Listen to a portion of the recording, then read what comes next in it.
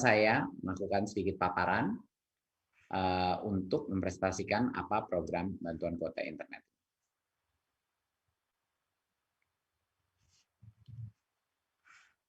Ya, berikut.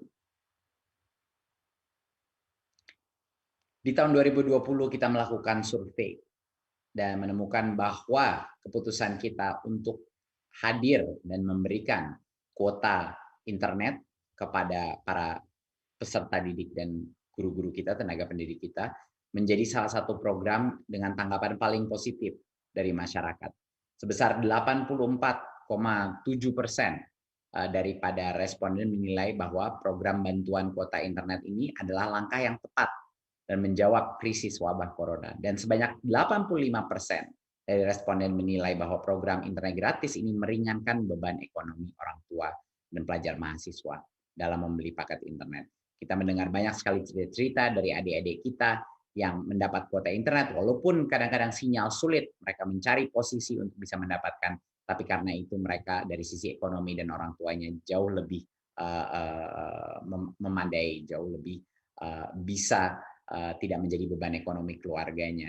Dan tentunya guru-guru juga merasa dengan begitu banyaknya Zoom call, begitu banyaknya kebutuhan untuk berbagai macam aplikasi-aplikasi, guru pun merasa dampak positifnya dengan pemberian kuota ini. Berikut. Karena itulah kami akan melanjutkan kebijakan kuota ini selama 3 bulan ke depan, ya, mulai dari bulan ini, yaitu bulan Maret 2021. Tapi ada sedikit perbedaan, karena kami mendengar banyak sekali masukan dari masyarakat untuk meningkatkan fleksibilitas daripada penggunaan kuota internet tersebut. Jadi di tahun 2021, kita akan memberikan kuota, tapi dengan giga yang lebih kecil daripada kuota belajar sebelumnya, tetapi kuota ini merupakan kuota umum. Jadinya bisa digunakan untuk mengakses seluruh laman dan aplikasi kecuali aplikasi-aplikasi yang diblokir, yaitu kebanyakan aplikasi-aplikasi seperti permainan atau untuk game, dan juga sosmed seperti Facebook, TikTok, dan misalnya Instagram. Tetapi kabar gembiranya adalah karena sekarang kuota umum, YouTube sudah masuk ke dalam kuota ini dan bisa digunakan. Karena kami mendengar dari banyak guru dan banyak murid-murid bahwa materi pembelajaran banyak dari YouTube juga. Jadinya ini kabar gembira, walaupun volume gigabyte-nya tidak sebesar yang sebelumnya, tapi penggunaannya jauh lebih fleksibel. Jadi kami mendengarkan semua masukan dari masyarakat dan ini adalah modifikasi yang kita lakukan sehingga kita bisa mencapai titik tengah di mana cukup giganya tetapi kualitas penggunaan dan fleksibilitas penggunaannya dimaksimalkan sebesar mungkin. Untuk peserta didik PAUD sebesar 7 giga per bulan, peserta didik jenjang dasar dan menengah 10 giga per bulan, dan pendidik PAUD dan jenjang pendidikan dasar dan menengah sekitar 12 giga per bulan. Ini untuk pendidik, untuk para guru-guru, dan tentunya untuk mahasiswa dan dosen sekitar 15 giga per bulan. Nah, bantuan ini disalurkan setiap bulannya dari tanggal 11 sampai 15 setiap bulannya. Jadinya untuk yang pertama itu akan bulan ini sekitar tanggal 11 penyaluran pertama akan terjadi selama 3 bulan ke depan. Dan semua kuota itu berlaku seperti biasa selama 30 hari sejak kuota itu diterima. Jadinya ini adalah kabar gembira dan kami melakukan modifikasi dari yang sebelumnya berdasarkan berbagai macam masukan dari masyarakat yang menginginkan jauh lebih besar fleksibilitas dalam penggunaannya. Tentunya semua aplikasi seperti Zoom, Google Classroom, dan lain sudah pasti termasuk dalam ini. Ya, yang benar-benar kita keluarkan atau dikecualikan adalah yang khusus untuk entertainment, yang khusus untuk hal-hal yang tidak berhubungan dengan pendidikan, itu yang kita kecualikan. Berikut. Siapa yang berhak menerima bantuan kuota ini? Jadi pastinya semua yang sudah menerima kuota pada bulan November dan Desember 2020 dan nomornya masih aktif akan otomatis menerima bantuan kuota pada bulan Maret ini, sekitar tanggal 11. Mereka akan pasti menerima. Jadi kalau sudah pernah menerima, pasti akan menerima lagi. Nah, kecuali ada beberapa pengecualian.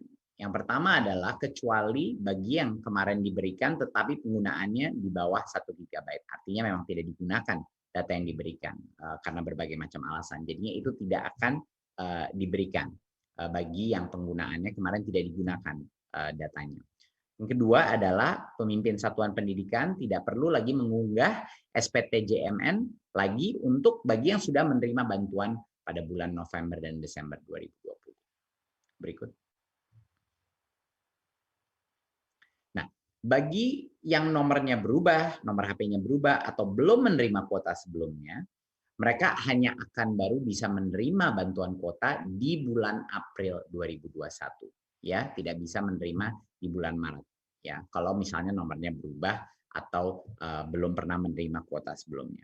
Jadi calon penerima pelapor melapor kepada pimpinan satuan pendidikan sebelum bulan April 2021 untuk mendapatkan bantuan kuota. Jadi dipastikan untuk preparasi bulan April bahwa yang belum mendapatkan segera laksanakan dengan pimpinan satuan pendidikan dan operator.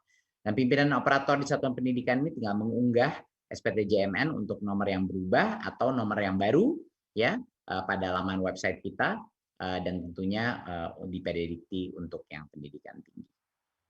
Berikut. Persyaratan penerima bantuan kuota internet di tahun 2021 masih sesuai dengan Peraturan Sekjen Kemendikbud nomor 4 tahun 2021.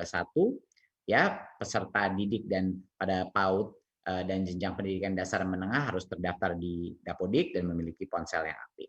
Ya, pendidik di PAUD dan jenjang pendidikan dasar dan menengah juga harus terdaftar di Dapodik dan memiliki ponsel yang aktif. Hampir semua sama kriterianya. Di mahasiswa harus terdaftar bukan di Dapodik tapi di PDDikti, berstatus aktif dalam perkuliahan dan menuntaskan gelar atau sedang menuntaskan gelar ganda, misalnya double degree, dan memiliki kartu rencana studi pada semester berjalan dan memiliki nomor ponsel aktif.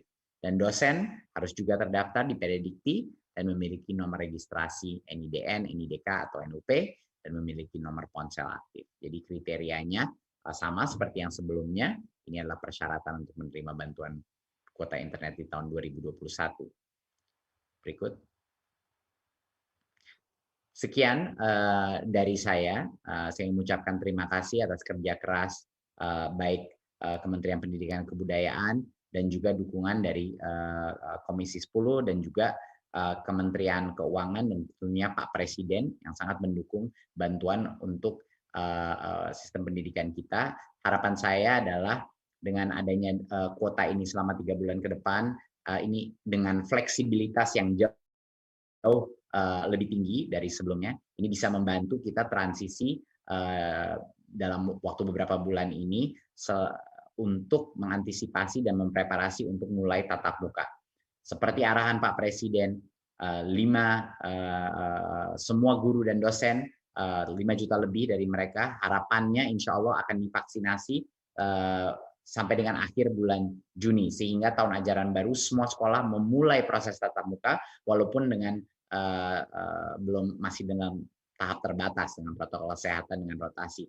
Tapi saya sangat berharap bahwa bantuan kuota ini membantu menjadi jembatan terhadap bagi sekolah-sekolah untuk mulai melaksanakan proses tatap muka secepat mungkin, dan proses vaksinasi itu pasti akan bisa mengakselerasi proses tatap muka sehingga pada tahun ajaran baru kita semua sudah bisa melaksanakan pembelajaran tatap muka. Terima kasih. Wassalamualaikum warahmatullahi wabarakatuh.